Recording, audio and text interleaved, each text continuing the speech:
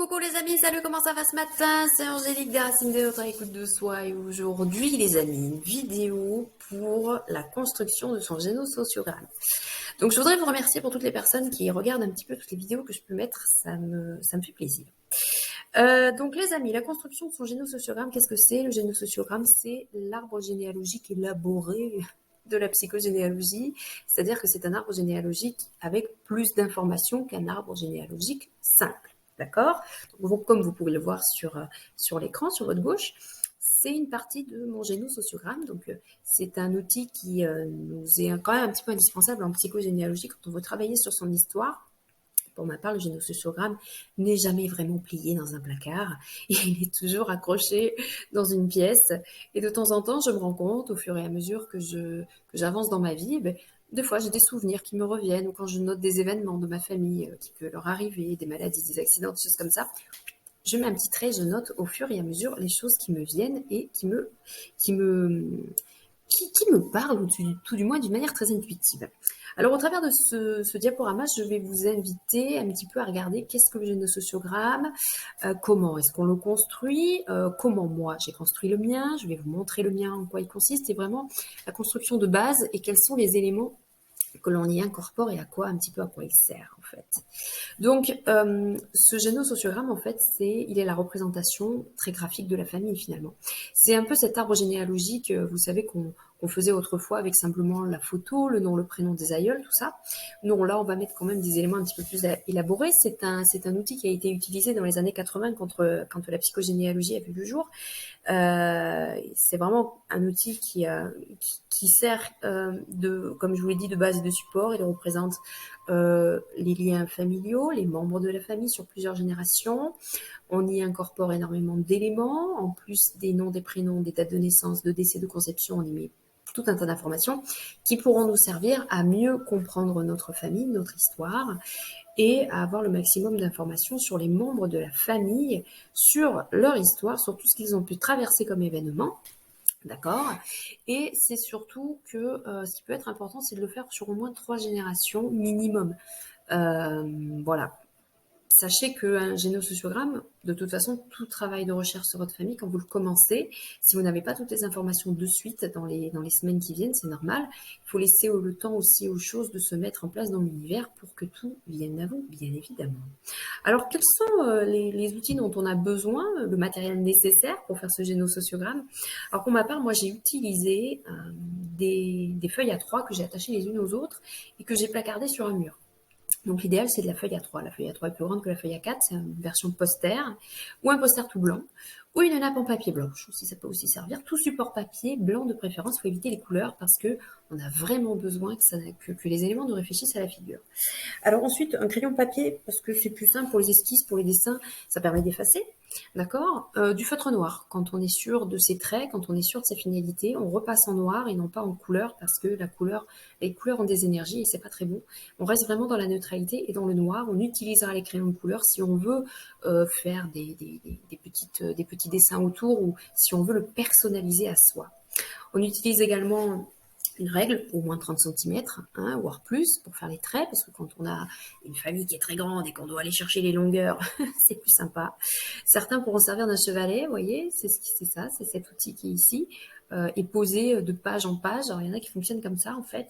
Ils font une page après l'autre et après, ils attachent les uns à côté des autres. Moi, personnellement, j'ai tout placardé sur un grand mur, j'ai attaché avec des punaises et je préfère plutôt fonctionner par punaise et l'avoir attaché en face de moi sur un mur en permanence. Donc, moi, comme je vous le dis, ma façon de fonctionner, elle est différente de ce qu'on a pu m'apprendre à la base, en fait. J'ai utilisé, si vous voulez, puisque j'arrivais pas à le faire, j'avais quand même du mal à le faire. J'avais quand même du mal à l'élaborer parce que je ne savais pas par où commencer et j'ai dû attendre, je crois, la 3e ou 4e séance de de psychogénéalogie pour pouvoir vraiment le commencer. Parce que j'arrivais pas à m'y mettre. Il y avait quelque chose dans mon inconscient qui forçait le truc comme s'il n'avait pas envie, en mode un peu feignant. Et donc en fait, je me trouvais des excuses. Je me disais toujours que j'avais pas le temps, que c'était trop long, que j'avais la flemme. Et en fait, j'arrivais pas à le dessiner parce que j'ai une famille qui est quand même assez nombreuse et j'avais peur au niveau de la place de pas pouvoir gérer ma place. Alors du coup, j'ai utilisé des triangles et des ronds en papier le triangle représentant le masculin, le rond le féminin. Et comme ça, j'en ai fait plusieurs et j'ai pu les coller au fur et à mesure pour pouvoir déjà identifier la place dont j'avais besoin sur cette page. Okay, donc bien sûr, j'ai utilisé de la pâte à fixe pour coller ces éléments, pour pouvoir les déplacer au fur et à mesure, les décaler si j'avais besoin. J'ai utilisé également des autocollants qui symbolisent des thèmes. Les naissances, les métiers, les mariages, des choses comme ça. Parce que moi, j'aime bien les couleurs, je suis très visuelle. Donc, je préférais plutôt utiliser des autocollants et mettre à la place de manière à ce que ce soit pas que de l'écriture, mais plutôt, vu qu'il faut que ça flash au visage, moi, un autocollant va plus me parler qu'un écrit. Et je savais que j'allais écrire déjà beaucoup. Donc les petites choses comme les métiers, les passions, des choses un petit peu très automatiques, voilà, qui pouvaient me parler. J'ai mis également des photos des membres de ma famille. Donc j'ai mis des photos de mariage, des photos de baptême. J'ai mis des photos de moi quand j'étais bébé. J'ai mis des photos d'identité de mes grands-parents pour bien les identifier. Et j'ai mis aussi des articles de presse suivant les événements que ma famille a pu vivre. Ça peut être des régimes politiques qui ont changé. Ça peut être des accidents qui auront pu avoir aussi. Ça peut être pour aussi coller des extraits de naissance aussi, qui sont découpés dans les journaux. Vous pouvez mettre aussi différents textes de loi qui auraient pu passer au moment où il y a une naissance d'une personne, au moment où, vous voyez, utilisez vraiment votre intuition, utilisez vraiment toutes les ressources que vous avez en vous pour vous demander en quoi cet événement pourra m'aider plus tard. S'il y a un événement qui vous parle, par exemple, il y a eu dans la famille, il y a une maison qui a brûlé, par exemple, eh bien, n'hésitez pas, si c'est passé dans le journal, à découper l'article et à le noter quelque part, à le déposer quelque part dans l'arbre. Parce que ça va peut-être pouvoir parler, si ça ne parle pas aux générations maintenant, ça parlera peut-être aux générations plus tard. Parce que n'oubliez pas que, enfin, moi, personnellement, je le vois comme ça, que ce génosociogramme, pardon, il sert à nous, oui, il nous sert à nous, mais pas que, il va aussi servir pour les autres générations peut-être. Et ça permet justement de mâcher le travail pour les futures générations, parce que moi je sais que personnellement, j'aurais bien aimé que ma famille travaille sur la généalogie, et je me rends compte que je suis la seule à le faire. Donc ça peut profiter aux générations futures et c'est très intéressant. Donc n'oubliez pas les articles de presse, notamment les guerres, notamment les exodes, notamment les attentats, les choses comme ça, les choses un peu lourdes qui auraient pu impacter votre famille. N'hésitez pas à les découper et à les disposer. Moi, c'est ce que j'ai fait. Ensuite, les domaines qui sont analysés dans cet arbre. Alors, en généalogie toute simple, j'ai envie de dire, classique, on va surtout regarder les liens familiaux. Voilà, grands-parents, parents, enfants, date de naissance, et ça s'arrête là. Là, en fait, le génosociogramme, il va nous servir justement, une fois qu'il est élaboré, une fois qu'il est commencé à être mis en place, à voir les schémas de répétition.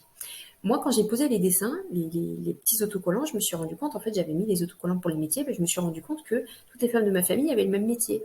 Par exemple, ça peut être les passions, ça peut être les manières aussi, les façons de fonctionner, les automatismes de fonctionnement, des choses comme ça. Ça permet également aussi de voir les conflits. Si par exemple il y a des disputes entre les personnes, toujours à la même date, ou qu'il y a toujours un événement qui revient à la même date, des événements marquants de la vie, un accident, un décès, notez-le, parce que ça va, wow, surtout les décès. Les décès, quand on se rend compte qu'il y en a un qui est décédé à cette époque-là, qu'il y en a un qui a décédé encore à cette époque-là, et l'autre à cette époque-là, qu'on se rend compte que c'est la même date de naissance quand on fait le calcul, ah oui, il y a quelque chose à aller chercher. Vous pouvez aussi noter les différences culturelles et sociétales. Moi, quand j'ai fait mon arbre, j'ai mis d'un côté la famille maternelle qui est espagnole, d'un côté la famille paternelle qui est portugaise, et comme ça permet un petit peu de voir les points communs entre les deux nations. Ça peut aussi être important, notamment sur les idées reçues, sur les conditions de la femme, sur le mariage, sur le couple, sur les métiers, sur sa place par rapport à l'argent aussi, hein, les idées reçues sur l'argent et sur la politique aussi, ça peut aider. Les programmations qu'on appelle conscientes et inconscientes, toutes ces programmations qui disent que par exemple une femme n'a pas le droit de gagner plus d'argent qu'un homme, ou que on doit obligatoirement avoir des enfants que si on est marié, que si on a des enfants hors mariage, ce n'est pas bien. Vous voyez, et soyez vigilants et regardez un petit peu toutes les phrases et tous les automatismes que votre famille peut véhiculer, peut dire, peut mettre en place au fur et à mesure. Alors ensuite, moi ce que j'appelle c'est le switch astuce. Pourquoi le switch astuce? Parce que, en fait, quand vous faites un génosociogramme, ce qui va se passer, c'est que votre mental, il va venir vous embêter. Il va venir vous dire, ben voilà, sois plus dans l'analyse. Mais si, souviens-toi, il faut que tu marques ça. Mais si, parce que ça se fait comme ça. Vous allez avoir un petit peu d'espèce de tête-à-tête avec ce truc-là. Et ça va vous faire des interférences. Donc moi, ce que je vous conseille, c'est de travailler sur les deux branches. Vous travaillez sur la branche maternelle et à un moment donné, vous allez travailler sur la branche paternelle. Quand vous êtes trop dans l'analyse, quand ça force trop, quand vous êtes fatigué, quand vraiment ça ne veut pas et que vous sentez que vous êtes trop dans l'analyse et pas assez dans cet intuitif, c'est pas la peine de continuer. Prenez une pause, laissez 2-3 jours passer et vous revenez. Travaillez vraiment sur les deux pour éviter de trop réfléchir quand vous le construisez. Euh, moi, j'ai remarqué que quand même, le génosociogramme, en fait, il se fait beaucoup par l'intuition. C'est-à-dire qu'au fur et à mesure que vous allez le faire, vous allez voir. Il y a des événements qui vont se passer autour de vous. C'est-à-dire qu'il y a des gens qui vont s'y intéresser. Alors, vous dites pas aux gens que vous faites de la psychogénéalogie ou que vous faites une recherche psychologique sur la famille. Non. Vous dites que vous faites un arbre généalogique, tout simplement. Donc, les gens, ça va leur plaire. Parce qu'une fois qu'il y a une personne qui enclenche une action, ben, les gens, ils ont envie de compléter et d'y mettre un petit peu leur truc. Donc, laissez. Dites aux gens que vous faites un arbre et tout ça, et vous allez voir qu'il y a des informations qui vont venir au fur et à mesure. Ah ben tu te souviens de machin, ben tu te souviens de ça, ben tu te souviens de ça. Et s'il y a des informations qui ne peuvent pas venir au travers de votre famille, il n'y a pas que votre famille. N'oubliez pas qu'il y a aussi des voisins, il y a aussi les amis de la famille, il y a aussi le curé du village, il y a plein de gens qui peuvent avoir des informations. Et au fur et à mesure, c'est l'intuition qui va vous amener les informations, c'est l'univers quelque part qui va déclencher les choses. Donc quand vous êtes trop dans le mental, quand vous réfléchissez trop, quand c'est trop à réfléchir trop dans ce truc d'analyse, c'est pas bon, d'accord? Et vous faites fausse route. Et c'est ça qui peut fausser un petit peu votre propre analyse à vous et la construction. Donc travaillez sur si je suis trop dans le mental sur la branche maternelle, ou je prends une pause, ou je regarde un petit peu la branche paternelle, de manière à noter les choses, clac, clac, clac, clac. Consultez votre intuitif. Qu'est-ce que je devrais marquer selon toi? Sur quoi est-ce qu'on part aujourd'hui? Vous voyez? Et les petites choses elles vont venir petit à petit, vous allez voir. Alors les bases de la construction de cet arbre finalement. Alors ça marche beaucoup par symbole. Le génosociogramme se construit beaucoup par symbole.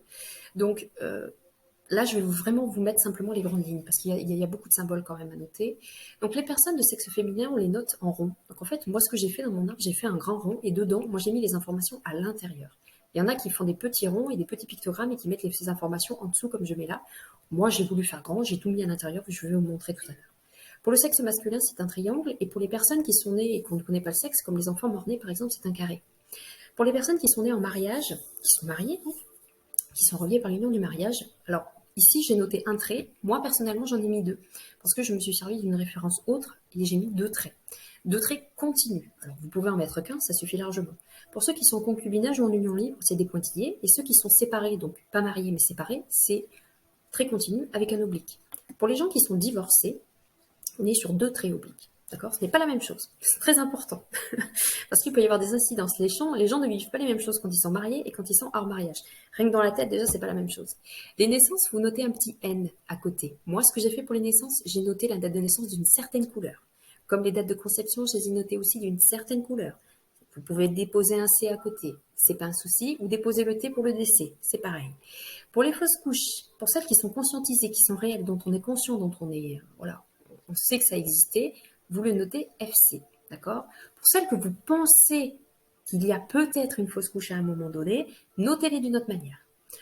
Moi personnellement, là, ce qui me vient de manière très intuitive, pour tout ce qui est fausse couche et avortement dont on pense, on n'est pas sûr, moi personnellement, je noterai la date dans un nuage. Dans un nuage, pourquoi pas? Ça me vient comme ça. Vous voyez, c'est l'intuition. Moi, mon intuition, elle me dirait de le faire comme ça. Alors, qu'est-ce qu'on y met dans cet arbre, justement? D'accord? Alors, pour en revenir un petit peu aux petits pictogrammes quand même, parce qu'on va un peu vite. Mais ces pictogrammes, là, c'est vraiment la base. D'accord? Vous allez voir un petit peu sur le dessin ce que ça donne après. Il y en a énormément. On peut noter les décès à la guerre, les maladies, les pathologies très lourdes. Il y a différents dessins pour les noter. Après, c'est chacun se l'approprie comme il le souhaite. C'est très important que cet arbre vous ressemble seulement à vous et ne vous parle qu'à vous. D'accord? C'est très important. Donc les bases, donc ce qu'on y met à l'intérieur en fait, qu'est-ce qu'on y note? Donc tout ce qui est les prénoms, premier, deuxième, troisième, quatrième, tout autant de prénoms que vous pouvez avoir, notez-les tous, c'est très important.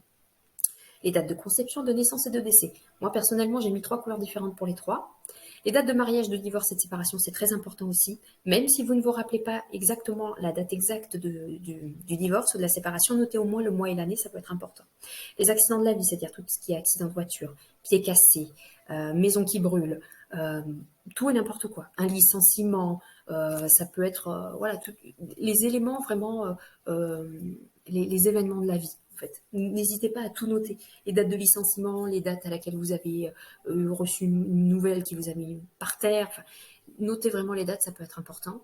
Les maladies, les pathologies, à quelle date s'est déclenché tel cancer, à quelle date s'est déclenché telle chose et telle chose, à quelle date est-ce que nous avons décidé d'avoir un enfant, machin, patati patata, ça peut aider. Les métiers que vous avez eus aussi, à quelle date j'ai été embauchée, à quelle date je suis partie. Ça peut aussi être important. À quelle date j'ai eu une promotion aussi, ça peut aider. Les exils et les déplacements majeurs dus à des événements comme les guerres, par exemple. Les gens qui ont été obligés de quitter un pays, qui ont été obligés de quitter à cause d'une catastrophe naturelle. Ça peut être une guerre, ça peut être tout un tas de choses, des problèmes politiques dans le pays, des renversements politiques, tout ce genre de choses. Ça peut aussi nous aider. Ce qui est important dans le génosociogramme, c'est vraiment de noter tous les éléments majeurs dont votre intuition va vous envoyer. Tout ce qui vous vient à l'esprit paraît important. Si quelqu'un vous dit, ah ben moi j'ai noté toutes les fleurs, par exemple, je sais pas moi, ça peut même être des noms de fleurs, j'ai envie de dire. Parce que voilà, il y a des quand c'est des choses qui viennent comme ça, ben on a toujours fait comme ça dans la famille, de mère en fille, de père en fils, on a toujours fait comme ça. Mais notez-le. Notez tout ce qui revient, tous les schémas répétitifs. Notez, notez, notez. C'est important. Ça, si ça vous sert pas à vous, ça servira aux autres générations. Pensez-y. Voyez large. Alors mon géno à moi, vous voyez un petit peu derrière comment j'ai fonctionné moi. Je vais vous montrer ici quelques clichés de mon génosociogramme. Donc là, vous voyez derrière, ici, là, c'est ce que je vous disais, les ronds et les triangles. Voyez. Là, c'est une photo de ma maman, par exemple. Là, c'est une photo de mon frère. Et ici, le triangle qui représente mon frère avec la photo de sa naissance. Vous voyez, ça, je l'ai noté. Ici, derrière cette petite photo, c'est la photo de notre baptême à mon frère et à moi, par exemple. Vous voyez un petit peu la taille qu'il prend. Vous voyez, bon, moi, je fais 1m50. Hein. Donc là, c'est qu'une partie que vous avez ici, d'accord? Donc moi, en fait, il prend toute la place d'un pont de mur. C'est très important. Donc moi, par exemple, ça, c'est pour ma part. Moi, j'y ai mis une photo de moi bébé. Ça, c'est mon nom, en fait. Vous voyez, dans le rond, quand je vous disais tout à l'heure, il y en a qui mettent les informations en dessous. Moi, j'ai décidé de les mettre à l'intérieur. J'ai décidé de fonctionner comme ça. Mon nom, mon prénom, ma date de naissance en rouge et ma date de conception en violet. Je l'ai écrit en dessous. En fait, pour vous identifier dans l'arbre, pour que vous soyez reconnu, votre pictogramme, il faut qu'il soit entouré d'un carré, normalement. Moi, j'ai mis des paillettes autour, mais non, en théorie, si on veut vraiment le faire de manière très scolaire, hein, c'est un carré qui doit être dessiné autour. Alors moi, j'ai mis le signe astral, les différents emplois que j'ai eus, et aussi les différentes adresses, les différents lieux de vie. Ça peut être très important. Parce que moi, je me suis rendu compte au fur et à mesure qu'en fait, j'ai toujours vécu dans des lieux à consonance religieuse. Des couvents, des hospices religieux, des monastères. J'ai toujours vécu dans des endroits comme ça. Ça peut être important, ça peut expliquer beaucoup sur beaucoup de choses. J'ai noté mes diplômes, mes passions. J'ai noté ici mes surnoms d'enfants. Ici, tac. Et ici, vous voyez, j'ai vu une petite flèche. Et là, ici, on a un petit objet. En fait, cet objet, c'est une veilleuse. Et quand j'étais enfant, la musique de cette veilleuse m'endormait beaucoup. Et ce qui se passe, c'est qu'aujourd'hui, à 38 ans, quand je me rappelle le son de cette veilleuse, rien que quand je la vois, là, c'était une fraise, hein, ça représentait une grosse fraise. Et bien, quand je la vois, j'arrive à me rappeler le son de cette musique et j'arrive à m'endormir avec cette musique. C'est pour dire à quel point l'inconscient est incroyable. Ça, c'est pareil, c'est quelque chose que j'ai noté. Donc ici, au-dessus, vous voyez, moi, les liens de mes parents, je les ai mis en double trait continu. Tout à l'heure, je vous ai dit de noter les mariages avec un seul trait continu. Vous pouvez le noter en double trait continu. Moi, je m'étais basée sur un livre que j'ai à la maison qui, eux, expliquait de le noter en double trait continu. Moi, j'ai fonctionné comme ça. OK? Ici, vous avez la branche maternelle de ma mère. Donc ici, c'est ma grand-mère maternelle. D'accord? Ici, ce sont ses enfants. Pour les métiers, j'ai mis des pictogrammes, vous voyez?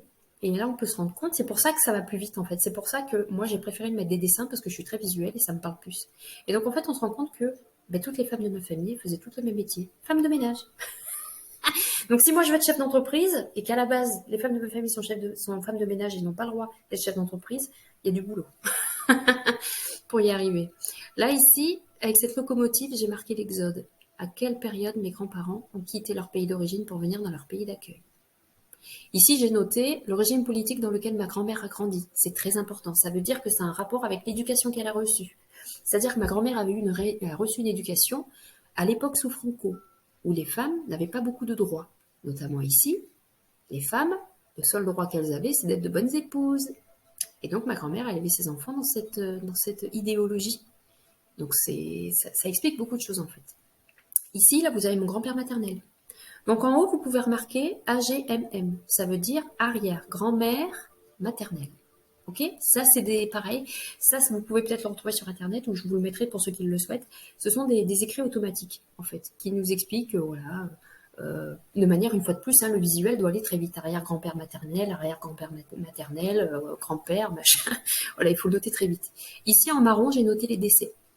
les dates des décès. Alors, je n'ai pas les noms de toutes les personnes, parce que c'est la famille de mon grand-père, mais j'ai simplement noté au moins les dates que j'avais au travers du livret de famille.